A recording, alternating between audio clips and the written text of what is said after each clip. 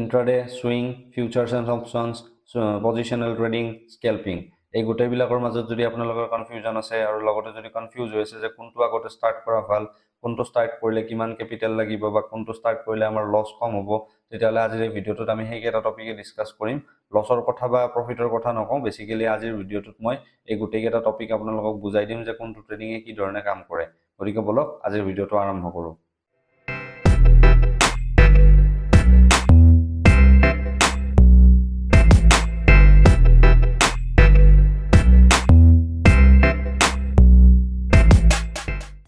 তো আপোনালোকে অলৰেডি গম পাইছে আজিৰ এই ভিডিঅ'টোত আমি টাইপছ অফ ট্ৰেডিং ডিছকাছ কৰিম, অৰ্থাৎ কি কি ট্ৰেডিং টাইপ আছে আমাৰ ইণ্ডিয়ান শ্বেয়াৰ মাৰ্কেটত বা ফৰেন শ্বেয়াৰ মাৰ্কেটত আমি কি ধৰণে ট্ৰেডিং কৰিব পাৰোঁ।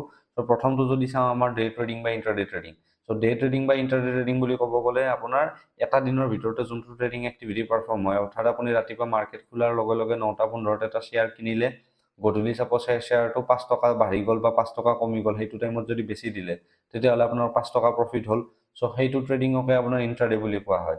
এতিয়া ইণ্ট্ৰাডেত আপুনি ধৰি লওক যিমানবিলাক ষ্টকছ আছে সেই ষ্টকছবিলাকৰ ধৰি লওক কিবা এটা টেকনিকেল এনালাইচিছ কৰি পালে যে আজি এইটো শ্বেয়াৰ বঢ়াৰ চান্স আছে, বা HDFCৰ শ্বেয়াৰে হওক বা ৰিলায়েন্সৰ শ্বেয়াৰে হওক বা SBI হওক। চ' এনেকুৱা ধৰণৰ এনালাইচিছৰ ফলত আপোনালোকে পালে যে আজি এইটো শ্বেয়াৰ বঢ়াৰ চান্স আছে। ত' আপোনালোকে তেতিয়া মাল্টিপল কোৱান্টিটি হওক বা ছিংগল কোৱান্টিটি হওক আপোনাৰ নিজৰ কেপিটেলৰ ওপৰত সেই হিচাপে আপুনি ইণ্ট্ৰাডে ট্ৰেডিং কৰিব পাৰে। চ' এইটো আপোনাৰ ইণ্ট্ৰাডে ট্ৰেডিং বুলি কোৱা হয়, অৰ্থাৎ এটা দিনতে কিনা আৰু বেচা। চ' ৰাতিপুৱা মাৰ্কেট 9:15 অপেন হয়, 3:30 ক্ল'জ হয়, সেইখিনি ডিউৰেশ্যনৰ মাজত কৰা যোনটো ট্ৰেডিং, ষ্টকৰ কিনা বেচা, সেইটোৱে আপোনাৰ ইণ্ট্ৰাডে ট্ৰেডিং। চ' লগতে ইয়াতে মই এটা কথা কৈ দিওঁ, যদিহে আপোনালোকৰ ডিচিশ্যন ভুল হয়, অৰ্থাৎ এনালাইচিছ ভুল হয়, আপোনাৰ যে প্ৰফিট হ'ব এইটো নহয়, তেতিয়া আপোনাৰ লছো হ'ব পাৰে। ছাপ'জ আপুনি টেকনিকেল এনালাইচিছ কৰি পালে যে ৰিলায়েন্স আজি বাঢ়াৰ চান্স আছে, কিন্তু কিবা মাৰ্কেটত কিবা নিউজৰ কাৰণে হওক বা আপোনাৰ টেকনিকেল এনালাইচিছ কৰাত যদি ভুলো হৈ যায়, তেতিয়াহ'লে আপোনাৰ 5 টকা যেনেদৰে 5 টকা 10 টকা যেনেদৰে প্ৰফিট হ'ব পাৰে, ঠিক তেনেদৰে আপোনাৰ 5 টকা 10 টকা লোকচান হ'ব পাৰে। এটা শ্বেয়াৰৰ ক্ষেত্ৰত আপোনাৰ 5 টকা 10 টকা, কিন্তু যদি আপুনি 100 কোৱান্টিটি উঠায় বা 1000 কোৱান্টিটি উঠায়, তেতিয়াহ'লে আপোনাৰ ভালেখিনি লছ হোৱা চান্স থাকে। চ' ইণ্ট্ৰাডে ট্ৰেডিঙৰ ক্ষেত্ৰত টেকনিকেল এনালাইচিছটো ভালদৰে জনাটো বহুত দৰকাৰ।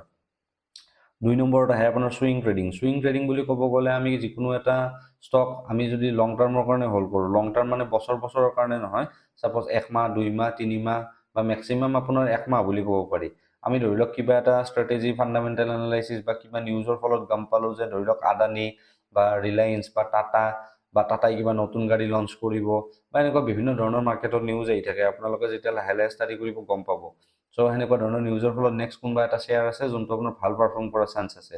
চ' সেই শ্বেয়াৰটো যদি আপুনি আজিৰ ডেটত কিনি পেলাই 1 মাহ পিছত বেছি দিয়ে আৰু 1 মাহ পিছত যদি সেই শ্বেয়াৰটোৰ দাম বাঢ়ি গ'ল, তেতিয়াহ'লে আপোনাৰ মাল্টিপল কোৱান্টিটিত উঠালে, ছাপ'জ আপুনি 100টা কোৱান্টিটি উঠাইছে আৰু আপোনাৰ যদি 10 টকাকেও প্ৰফিট হয়, তেতিয়াহ'লে আপোনাৰ 1000 টকা এটা প্ৰফিট হ'ব। চ' সেনেকুৱা হিচাপত কোৱান্টিটিৰ হিচাপত সুইং ট্ৰেডিঙো কৰিব পাৰি। সুইং ট্ৰেডিংটো কৰাটো আপোনাৰ ৰিস্কটো কম থাকে অলপমান ইণ্ট্ৰাডে ট্ৰেডিং বা অপশ্যনছ ট্ৰেডিঙতকৈ। চ' সুইং ট্ৰেডিংটো ময়ো প্ৰিফাৰ কৰোঁ। তাত বাহিৰে আপোনাৰ এটা থাকে পজিশ্যনেল ট্ৰেডিং বা পজিশ্যন ট্ৰেডিং।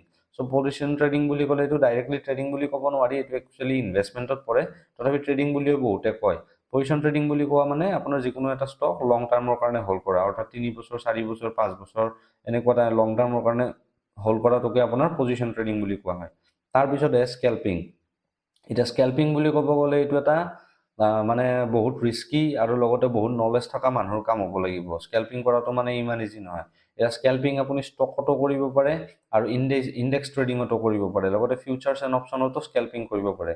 স্কেল্পিং কৰা মানে কি, মই আপোনালোকক ইন শ্বৰ্ট বুজাই দিছোঁ। ধৰি লওক মই আপোনালোকক নিফটি বেংক নিফটিৰে এক্সাম্পলত বুজাই দি আছোঁ। ধৰি লওক নহয়, মই আপোনালোকক ষ্টকৰ এক্সাম্পলত বুজাইছোঁ। ধৰি লওক আপুনি ৰিলায়েন্স কিনিলে, ৰিলায়েন্স আপুনি যেতিয়া কিনিলে তেতিয়া ছাপ'জ মাৰ্কেটত প্ৰাইচ চলি আছিল 2600 টকা। আপোনালোকে দেখিলে যে আপোনালোকে কিনাৰ পিছতে ৰিলায়েন্সৰ শ্বেয়াৰটোৰ ভেলু 3 টকামান বাঢ়ি গ'ল, অৰ্থাৎ 2603 টকা হ'ল। আপুনি পজিশ্যন ক্ল'জ কৰিলে। আকৌ ধৰি লওক আপুনি দেখা পালে যে দুপৰীয়া এইখিনি আৰু অলপমান বাঢ়াৰ চান্স আছে, আৰু একবাৰ ট্ৰেড ল'লে।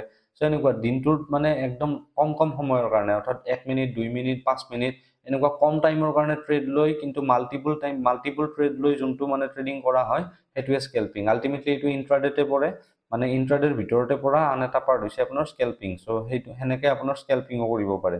কিন্তু এইটোৰ কাৰণে আপোনাৰ মানে কি ৰিস্ক মেনেজমেণ্ট, চাইক'লজি, লগতে আপোনাৰ মাৰ্কেটৰ ওপৰত ৰিচাৰ্চ আৰু নলেজ এইখিনি বহুত থকাটো দৰকাৰ, তেতিয়াহে আপুনি স্কেল্পিং কৰিব পাৰে।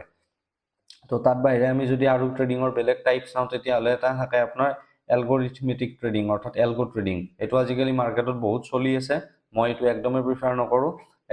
এলগো ট্ৰেডিং বুলি ক'ব গ'লে মানে কম্পিউটাৰৰ এলগৰিথমৰ থ্ৰুদি এক্সিকিউট হোৱা মানে কিছুমান ট্ৰেডিং ষ্ট্ৰেটেজিজ, মানে আপুনি নিজে ট্ৰেড ল'ব দৰকাৰ নাই, আপুনি কিছুমান এলগো ছফ্টৱেৰ আজিকালি ডেটত মাৰ্কেটত আছে, সেইবিলাক কিনি পেলাই আপোনাৰ ব্ৰকাৰৰ লগত ইণ্টিগ্ৰেট কৰি দিব পাৰি।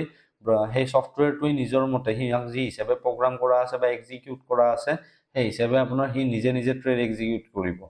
চ' এইটো ট্ৰেডিং আছে, কিন্তু মই এইটো প্ৰিফাৰ নকৰোঁ, বিকজ আল্টিমেটলি হিউমেন মাইণ্ডৰ ওপৰত আপোনাৰ ছফ্টৱেৰ এটাৰ ওপৰতকৈ আপোনাৰ হিউমেন মাইণ্ডটো বেছি চাৰ্ভ হয় মোৰ মতে। গতিকে এলগো ট্ৰেডিঙৰ থ্ৰুদি নিজৰ পইচা লছ কৰাৰ কোনো মানে দৰকাৰ নাই। বহুত কিছুমান এডভাৰটাইজমেণ্ট আহি থাকে, হিন্দীতো আহে আপোনাৰ ইউটিউবত, লগতে অসমীয়াত মই এতিয়ালৈকে এনেকুৱা এডভাৰটাইজমেণ্ট দেখা নাই বাৰু, কিন্তু মই এইটোত যোৱাটো আপোনালোকক একদমেই ছাজেষ্ট নকৰোঁ। Just for information I am sharing you. So' তাত বাহিৰে আপোনাৰ আৰু এটা আছে অপশ্যনছ ট্ৰেডিং। অপশ্যনছ ট্ৰেডিং কি হয় তাৰ বিষয়ে মই আগৰ ভিডিঅ'টো কৈছিলোঁ। চ' অপশ্যনছ ট্ৰেডিঙত আপোনাৰ যিকোনো এটা আণ্ডাৰলাইং এছেটৰ আপুনি এটা কণ্ট্ৰেক্ট কিনিব পাৰে, যে আপুনি সেই এছেটটো ধৰি লওক নেক্সট উইকত বা নেক্সট মান্থৰ ভিতৰত আপোনাৰ ওপৰত যাব নে তলত যাব, অৰ্থাৎ নিফটিয়ে হওক বা বেংক নিফটিয়ে হওক বৰ্তমান যিমান প্ৰাইজত চলি আছে তাতকৈ ওপৰত যোৱা চান্স আছে নে তলত যোৱা চান্স আছে। যদি ওপৰত যোৱা চান্স আছে আপুনি কল অপশ্যন কিনিব পাৰে CE, আৰু যদি আপোনাৰ তলত যোৱা চান্স আছে তেতিয়াহ'লে আপুনি পুট অপশ্যন কিনিব পাৰে PE। আৰু এই ওপৰত যাব নে তলত যাব সেইটোৰ কাৰণে আপোনাৰ টেকনিকেল এনালাইচিছ লাগিব, অপশ্যন চেইন লাগিব, বহুত কিছুমান বস্তু আছে। অনাগত দিনত আমি সেইবিলাক বস্তু ডিছকাছ কৰিম। তো তাত বাহিৰে এটা থাকে ফিউচাৰ্ছ ট্ৰেডিং। এতিয়া অপশ্যনছ ট্ৰেডিংটো যেনেকৈ আপোনাৰ উইকলি বেচিছ বা মান্থলি বেচিছত হয়, ঠিক তেনেদৰে আপোনাৰ ফিউচাৰ্ছ ট্ৰেডিংটো আপোনাৰ কাৰেণ্ট মান্থৰ পৰা নেক্সট 3 মান্থছলৈকে আপুনি মানে ফিউচাৰ কণ্ট্ৰেক্ট কিনিব পাৰে। ছাপ'জ বৰ্তমান যদি ডিচেম্বৰ চলি আছে, আপুনি জানুৱাৰী, ফেব্ৰুৱাৰী, মাৰ্চ এই 3টা মাহৰ কাৰণে ফিউচাৰ কণ্ট্ৰেক্ট কিনিব পাৰে। বস্তুটো ছেম অপশ্যনৰ নিচিনাই কাম কৰে, ওপৰত যাব নে তলত যাব, কিন্তু ইয়াতে আপোনাৰ PE আৰু CE অপশ্যনটো ডাইৰেক্ট নাথাকে। ইয়াতে আপুনি যদি কিনে তেতিয়াহ'লে আপোনাৰ ওপৰত যোৱা বুলি প্ৰেডিক্ট কৰা হ'ব, যদি চেল কৰে তেতিয়াহ'লে আপোনাৰ তলত যোৱা হিচাপে প্ৰেডিক্ট কৰা হ'ব। চ' এই হিচাপে ফিউচাৰ ট্ৰেডিংটো কাম কৰে। আৰ্বিট্ৰেজ ট্ৰেডিং বুলি এটা আপোনাৰ আছে, য'ত আপোনাৰ প্ৰাইচ ডিফাৰেঞ্চ থাকে নহয়, যেনেকুৱা আপোনাৰ BSE এটা এক্সচেঞ্জ হ'ল আৰু NSE এটা এক্সচেঞ্জ হ'ল। দুইটা এক্সচেঞ্জতে ধৰি লওক ছেম ষ্টক এটা লিষ্টেড থাকে, ধৰি লওক ৰিলায়েন্স আপোনাৰ NSE-টো লিষ্টেড আছে, BSE-টো লিষ্টেড আছে। এতিয়া ধৰি লওক কোনোবা এটা এক্সচেঞ্জত কেতিয়াবা কি হয় 1-2 টকাৰ প্ৰাইচ ডিফাৰেঞ্চ আহে। চ' সেই প্ৰাইচ ডিফাৰেঞ্চৰ যোনটো মানে কিনা মানে প্ৰাইচ ডিফাৰেঞ্চৰ কাৰণে আপুনি এটাত কিনি এটাত বেছি পেলাই প্ৰফিট জেনেৰেট কৰিব পাৰে। চ' এইটো এটা মানে আৰ্বিট্ৰেজ ট্ৰেডিং হয়। এক্সপাৰ্ট হ'লে এইটো কৰি পেলাইও বহুতে প্ৰফিট কৰে, কিন্তু মই এইটো ইমান এটা ছাজেষ্ট নকৰোঁ। বাকী যিবিলাক আমাৰ ট্ৰেডিশ্যনেল মানে ট্ৰেডিং টেকনিক আছে, futures and options, swing trading, positional trading বা ইণ্ট্ৰাডে ট্ৰেডিং, এইখিনি মই ছাজেষ্ট কৰোঁ। তো আশা কৰোঁ আপোনালোকে এই গোটেইখিনি বস্তু বুজি পালে। লগতে মই আৰু কেইটামান কথা কৈ দিওঁ। আজি মই এই ভিডিঅ'টোত যিমানখিনি আপোনালোকক টপিক কৈছোঁ, এই গোটেইবিলাক বস্তুৰ মই নেক্সট ভিডিঅ'ৰ পৰা বা next introduction to share market নামৰ আমাৰ এই প্লেলিষ্টখনত আৰু কেইটামান ভিডিঅ' বাকী আছে। সেইখিনি কমপ্লিট হোৱাৰ পিছত এই গোটেইবিলাক যিমানবিলাক টপিক আছে চবৰে ওপৰত মই আপোনালোকক ছেপাৰেটকৈ ভিডিঅ' বনাই দিম। টেকনিকেল এনালাইচিছ কি হয়, ফাণ্ডামেণ্টেল এনালাইচিছ কি হয়। ত' তাৰ কাৰণে আপোনালোকে অলপমান ধৈৰ্য ধৰক। চেনেলটোত মই নিজে যিমান পাৰোঁ সোনকালে গোটেই ধৰণৰ কণ্টেণ্ট প্ৰভাইড কৰি যাই আছোঁ, আৰু বাকীখিনিও প্ৰভাইড কৰিম। সকলোৱে যাতে চেনেলটো ছাবস্ক্ৰাইব কৰে, শ্বেয়াৰ কৰে আৰু লাইক কৰে, আৰু যিমান পাৰে শ্বেয়াৰ কৰক এই ভিডিঅ'টো লাগতিয়াল মানুহখিনিৰ লগত, যাতে তেওঁলোকেও কিবা এটা শিকিব পাৰে। আৰু আপোনালোকৰ যদি কিবা কুৱেৰি থাকে মোক ডাইৰেক্ট হোৱাটছআপ কৰিলে হ'ল, বা মোৰ এটা হোৱাটছআপত গ্ৰুপো খোলা আছে ফাইনেন্সিয়েল ইনচাইটছ কৰ্ণাৰৰ নামত। গ্ৰুপৰ লিংক আপোনালোকে ভিডিঅ' ডেছক্ৰিপশ্যনত পাই যাব। তাৰে যোগেদি জইন কৰিলেও মই আপোনালোকক তাতে ধৰি লওক নতুন ভিডিঅ' এটা পষ্ট কৰাৰ আগতে লিংকটো তাতে শ্বেয়াৰ কৰিম। লগতে কাৰোবাৰ কিবা কুৱেৰি থাকিলে তাতেও ডিছকাছ কৰিব পাৰিম, কাৰোবাক যদি কিবা ছাজেশ্যন লাগে বা কিবা।